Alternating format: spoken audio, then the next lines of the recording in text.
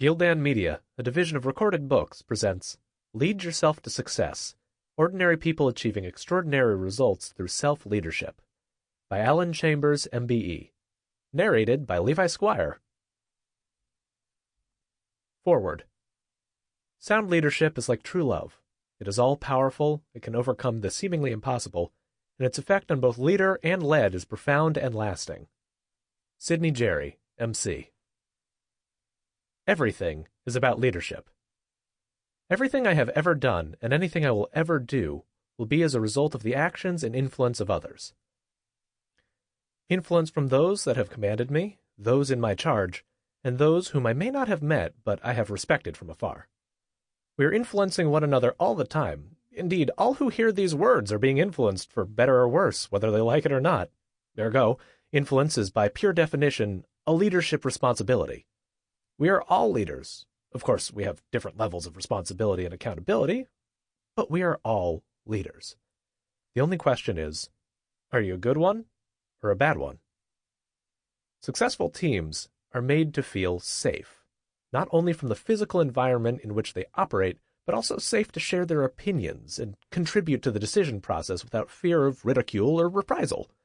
They feel connected because the leader has identified shared values and has created strong emotional bonds, and they have a common goal. A vision is less likely to succeed if it is not shared.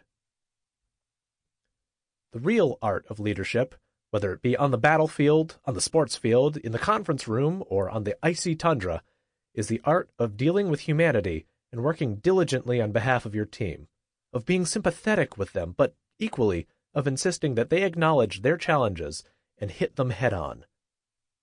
I have never met a man more proficient in the delivery of all these fundamental disciplines than Alan Chambers. He has been one of my greatest influences. Wayne Hoyle, former Special Forces officer and extreme leader. Introduction. Throughout all my expeditions, the planning and discipline instilled into me by my Royal Marines training has been invaluable. More than invaluable, actually. It's saved my life, and those of others, on numerous occasions. Imitation being the sincerest form of flattery, I've therefore arranged this book in the same way that the Royal Marines instruct their recruits. The EDI process. The teaching process is designed to be simple and memorable under stressful circumstances. Every action is taught using a 3-step process. Explain. I'll tell you what I'm going to do and why I'm going to do it. Demonstrate. I'll demonstrate and show you the standard required. Imitate. You repeat what I've shown you on your own. All the chapters for this book are arranged in the same 3-step format. Explain. I'll outline the leadership concepts I'm about to discuss, illustrated with interview and diary extracts from my Team Polar 2000 trek, an unsupported expedition from Canada to the geographic North Pole, which I undertook with a 4-man team in March to April of 2000. Demonstrate. I'll take you through these concepts in detail, illustrating from both my own experiences and using case studies taken from other leaders in different disciplines. Imitate. I'll put together a list of points for you to take away and consider. My leadership philosophy. Ethos refers simply to what a group does and how it does it. The ethos of the Royal Marines refers to their role and the way they achieve it. Since the Second World War, the Royal Marines have developed a 3-fold role. They are a commando force specializing in amphibious, mountain, and cold weather warfare.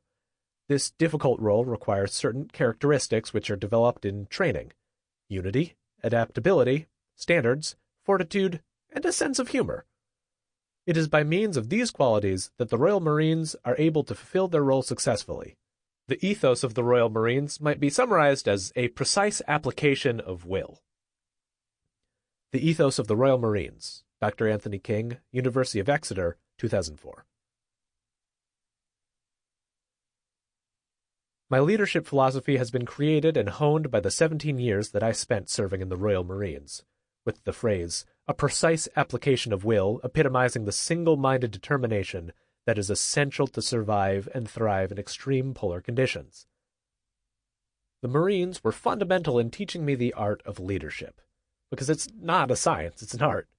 It's all about managing and inspiring people, and no two people are ever the same. In the Marines, you're awarded the Green Beret for a reason.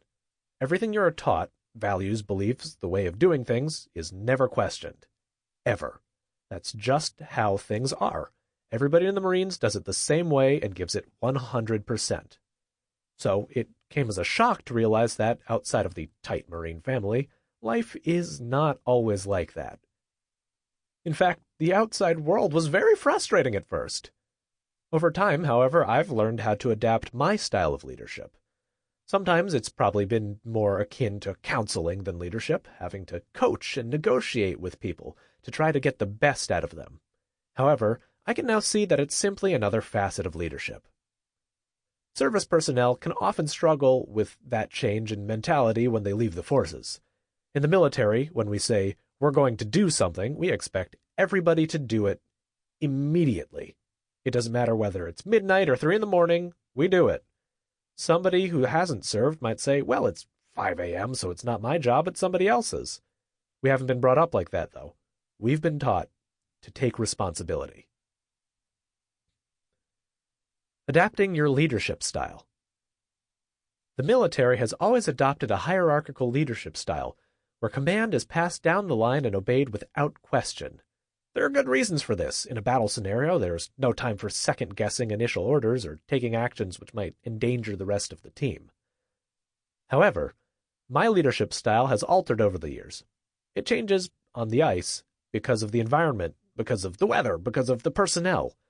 There's so many factors which affect my decision-making and how I communicate. You never stop learning about leadership. Like I said previously, think of it as an art, not a science. Some people lead by fear, either because they don't know what they're doing, or are higher up the food chain, or both. They're scared of being found out or cannot accept change. For me, that is the worst style of leadership. Authenticity is vital. I'm often asked to speak to companies who are undergoing change or restructuring, where leadership by fear is a common theme. It normally transpires that the incoming boss is trying to eradicate the blockers, the people in leadership roles who are preventing the business from moving forwards because they have always done things their way and can't accept that change might be for the better. These blockers, unfortunately, only come to realize the importance of adapting their leadership style when it is too late, when they have been restructured out of a job. I believe you need to be able to select the right style of leadership for the moment. Through preparation and research, you should build a library of knowledge and be able to select which parts of the leadership spectrum is required at any given moment. You can't rely upon just one style. It'll demotivate at least half of your group. My style of leadership isn't the holy grail, but with an adaptive mindset, I can make it work. However, what does remain constant throughout is my ethos. This represents the qualities which underpin my leadership style: courage, determination, unselfishness, and cheerfulness in the face of adversity, and which I seek in others when I am looking to put together a team. Individual commando spirit plus the collective group values equals Royal Marine ethos. Dr. Anthony King. The 4 elements of commando spirit, courage, determination, unselfishness, and cheerfulness in the face of adversity, are taught to all Royal Marines during their commando training. This is what makes them both excellent commandos and upstanding people. What shapes the way they work as a team is a second set of collective group values: unity, adaptability, humility, professional standards, fortitude, and commando humor. Hence, when you combine motivated individuals with a sense of common purpose, you can recreate the Royal Marine ethos. This is what I seek to achieve when putting my teams together. The following is taken from a Royal Marines pamphlet. Commando spirit. Every Royal Marines commando has what we call commando spirit, a unique state of mind that lets us do things most people would consider impossible. It isn't something that can be taught, but the PRMC, or POC, is your first chance to find out if you already have the basics. Then, once you join us, everything you do has been designed to reinforce commando spirit. Courage. Fear is natural, and we all experience it. Courage is not giving in to that fear, but getting on with the job in spite of it. Determination. In training and on operations, you're going to be set some incredible challenges. The key to success is always believing in yourself and never doubting you can do it. Unselfishness. Every Royal Marines commando looks out for his mates, or oppos, and does what's best for the team, not just himself. Being a Royal Marines commando isn't just about toughing it out on your own. If you're having problems or something is bothering you, ask for help. Remember, we're a team and we're always here for each other. Cheerfulness in the face of adversity. Ours is a hard physical life, often lived in tough conditions, but we never let it get us down, and we always manage to find something to laugh about. Group values. We also have a set of values that hold us together as a core. This is what we call our ethos, and is basically a checklist for how we go about things. It is made up of the following. Unity. We're one strong, united team. We all do the same commando course, and when we pass it, wear the same green beret. Adaptability. We have to adapt quickly to changing conditions. We can do this because of our training, skill, fitness, and willingness to listen to other people's ideas and opinions. Humility. We let our achievements and abilities speak for themselves. But we also know there's always something more we can learn. And the more we learn, the better we become. Professional standards. We operate in complicated, dangerous, and uncertain environments. We've got to be able to rely on every man to do the right thing, even under massive pressure. Fortitude. Fortitude means having the courage to keep going when your mind and body are telling you to stop. Commando humor. Being able to see the funny side, even when things are really tough, keeps us together and helps us get through. April 2017 North Pole Expedition. In March and April 2017, I led an expedition to the North Pole, which included an old friend of mine, Sean Swarner, a two-time cancer survivor, and former Royal Marine Commander Paul Mansell.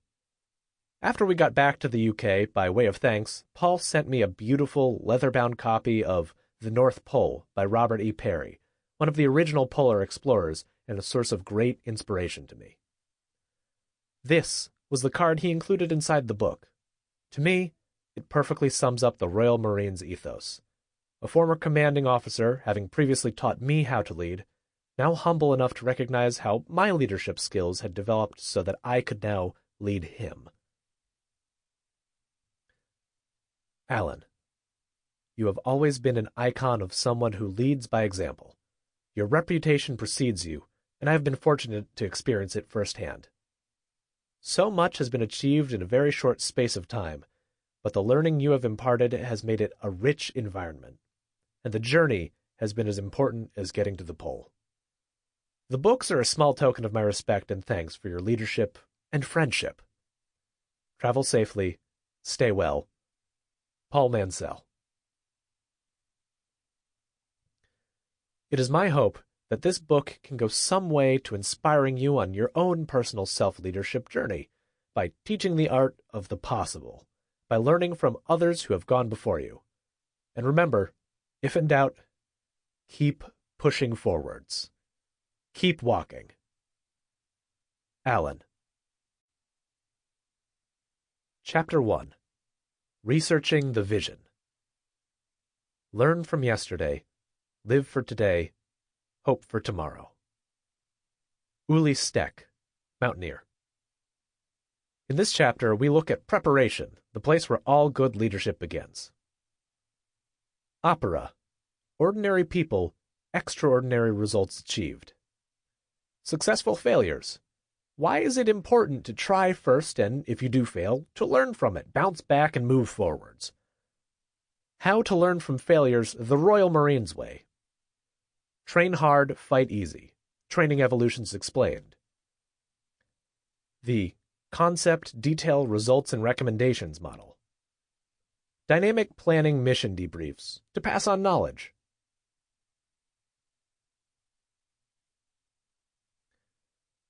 Explain. Victory awaits him who has everything in order. Luck, we call it. Defeat is definitely due for him who has neglected to take the necessary precautions. Bad luck. Roald Amundsen. In March 2000, I led a team of 4 Royal Marines to attempt to be the first British team to walk unsupported from the Canadian coastline to the Geographic North Pole, or GNP, a trek of around 500 nautical miles against the drift. This trek, hereafter referred to by its military handle, Team Polar 2000, or TP2K, forms a constant theme throughout this book, examining the different aspects of leadership from the start, the planning stage, to the finish, completion, and beyond, educating future leaders. It is written in chronological order, using my diary extracts and interview transcripts to illustrate the specific leadership topic being discussed.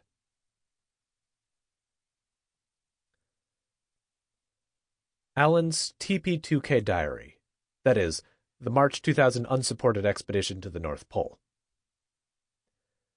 After a successful failure in 1998, I did not see the next attempt as a challenge, but as an opportunity.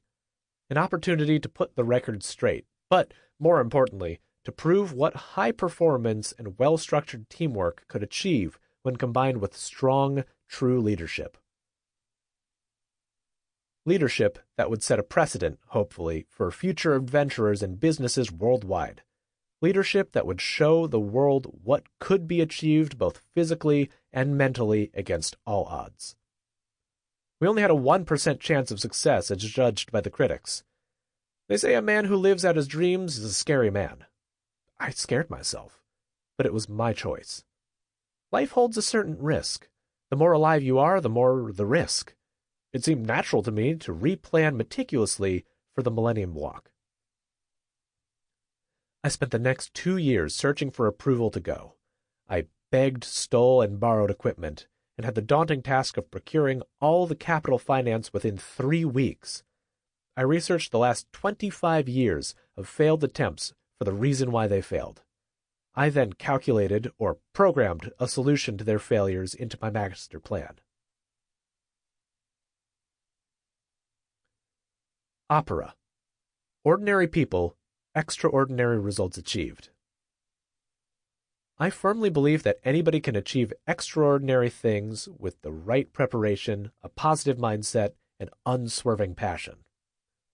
Up until my 2000 North Pole expedition, TP2K, I had spent every holiday for 5 years living in Canada with the local Nunavut Inuit, learning about snow, ice, survival techniques, and polar weather conditions. I immersed myself in their environment so that I could learn my limits, whilst being as comfortable and confident in this extreme environment as possible.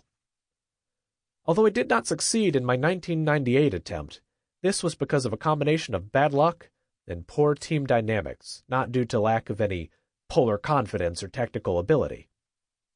Consequently, when I returned in 2000 to try again, I was able to build upon this base of excellent preparation, which in turn gave me the confidence to push myself to my limits and beyond, knowing that my mental and physical preparation had been top class.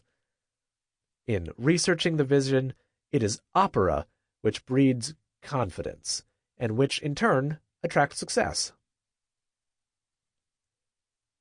The importance of successful failures. In 1998, I failed to reach the North Pole during my first attempt in a 2-man team. A number of things went wrong during this expedition. A great many things, in fact, from equipment failure to a breakdown in team dynamics. But this only strengthened my resolve to return and try again, which I did successfully in 2000, TP2K. However, I only succeeded with my team the second time around against all the odds by being brutally honest with myself and assessing what had gone wrong in 1998.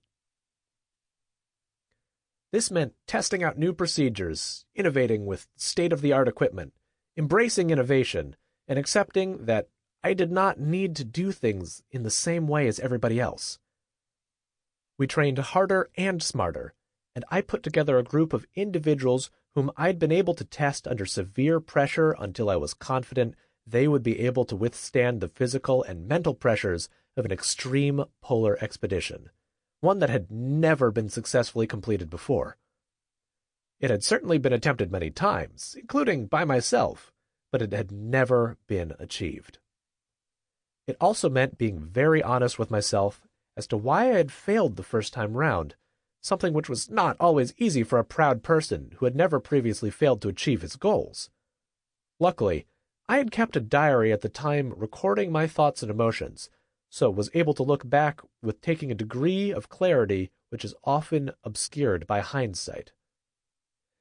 Taking personal responsibility for the intended outcome and potential success of the expedition was absolutely key. Friendship and teamwork are not always the same thing. Between 1995 and early March 1998, our two-man team had persuaded the gods that we could make a serious attempt to walk to the geographic North Pole from Canada unsupported, and claimed to be the first British team to do so. We thought we had covered every angle of planning, and, after knowing each other for some 10 years, the question about compatibility and cohesion was foolishly dismissed. Why? Because we were to set off on what I believed was a venture forged by joint beliefs, aims, convictions, and finally, goals. How wrong could I be?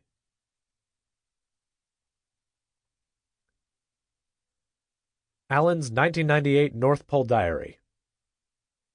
I thought I knew the person I would be walking with, having served with him for 10 years. But friendship does not equate to shared aims and goals. I was incredibly driven and extremely passionate about this expedition. I had wanted to achieve something new and groundbreaking, both for myself and in honor of the great polar explorers who had gone before me. This was more than just a long, cold walk for me. It was a lifelong ambition. Unfortunately, I had failed to confirm that my companion shared my ambitions and was as committed to and passionate about the venture as I was. Factor in equipment malfunction with a large dose of bad luck in spite of meticulous planning, and you have many ingredients in place for failure. Fuel spillage. Since we set off from Ward Hunt Island 13 days ago on this joint dream, we had encountered quite a few alarming equipment problems, especially at such an early stage of the expedition. The most horrifying had been the loss of fuel within the sledges, which not only contaminated the food supplies, but also forced us to use our contingency plan from almost the outset of our journey. The fuel was swilling around the inside of our sledges, covering all that it came into contact with. Not only was our food reeking with fuel, but our sleeping bags were soaking with white gas, and the fumes would linger during the night, giving the tired and weary adventurer one hell of a headache. It is at these points, when things are going against you, that team unity is vital. This is when a common sense of purpose will help you drive forwards and enable you to overcome seemingly unsurmountable obstacles. With a shared will and teamwork, we could have continued, but we were no longer a team. We no longer shared the same values, and the decision to abort had now been taken out of my hands. Walking into the void. With all the will and desire in the world, and with all the inner passion to drive to succeed, it is food that carries us forward. Food that fuels our success. Food that, in turn, keeps us from going mad. After 10 hours of hauling a 200-pound sledge over ice boulders, you have only two things to look forward to: food and sleep. With the abundance of our food supply contaminated, and already divided in our true and inner aims, the expedition was always going to be twice as tough. Then, a second fuel spillage meant that we had to really contemplate our position. What with our entire power supply of lithium batteries also having failed, we needed to seriously reconsider our next move. Our initial conversation contemplating failure was not a great success for many reasons, and I had soon buried my head in my diary to recalculate what serviceable food and fuel we had left and how we could reconfigure the master plan so we could keep walking. Admittedly, it would have had to be on a supported basis after a resupply, but we could still have replanned and still carried on. We could have kept walking. I already lost faith in the overall planning, the big scheme of things, a few months before departing England. So, to reassess and choose whether to push on with something I needed to come to terms with in my own way, in my own mind, trusting only myself, and relying on my own sanity as my sole advocate.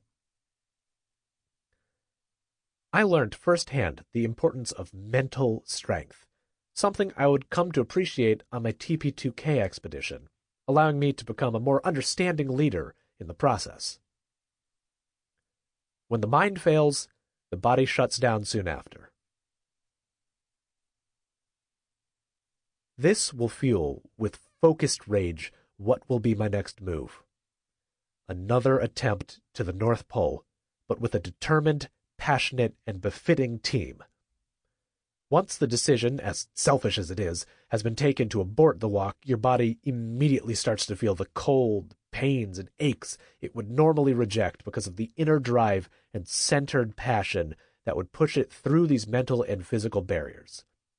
Now completely dejected and depressed with the thought of an early return, any form of exertion is 10 times as difficult.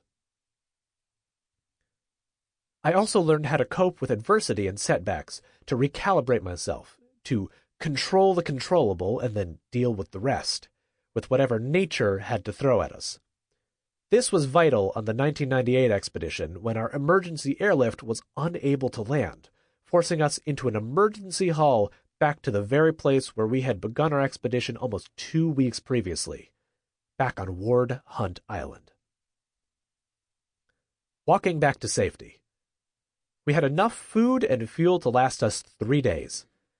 It had just taken us 2 weeks to reach the point where we stood encamped now. 3 days' food? Let's hope the rescue plane can land and extract a team that now has a divide the width of the Red Sea in the midst of it. A divide that can never be bridged again. There's a fine line between determination and stubbornness. Knowing myself, I sit smack bang on a seat in the middle. I have no choice, no options, no contingency, and now no faith in the nucleus of people back home called a team. I know my stubbornness will get me back to base camp and, in turn, back to normal work. But I also know deep down that my determination must turn this adversity around and pull out every drop of positive feedback from this awful plight. Walking backwards to survive. The dreaded words arrive, crackling over the radio, words I will never forget. To fail a task, to have to live and breathe an ocean of excuses to the sponsors and friends was daunting enough. I am a firm believer that once the mind weakens, the body will crumble. We have come to terms with the fact that, in a short, temporary way, this was the end. Now, all we need to do is get on the plane and face the flak. If only it was that easy. Those frightful words boomed from the radio set. I am so sorry, guys. We cannot land. I say again, we cannot land. I never thought my heart could sink any further. To prolong this agony was the equivalent to torture. The next voice over the radio was the co-pilot. Polar North, we do not have enough fuel left to land in an alternative landing site. You must return to Ward Hunt Island where we will pick you up in 48 hours. There is a strong weather front approaching, and if you do not make it to Ward Hunt Island in time, it could be up to 2 weeks until our next flyover. It has taken us 13 days to reach this point, and we now had only 48 hours to return over some of the most inhospitable terrain in the world. Most of the decisions have already been made for us because of our lack of food. However, we still have some life-saving decisions to make as a team. Our best move now is to abandon the majority of the equipment and make the sledges lighter and more manageable. Our hearts and souls are really not in the trip anymore, and it is more a case of safety. Sample complete. Ready to continue?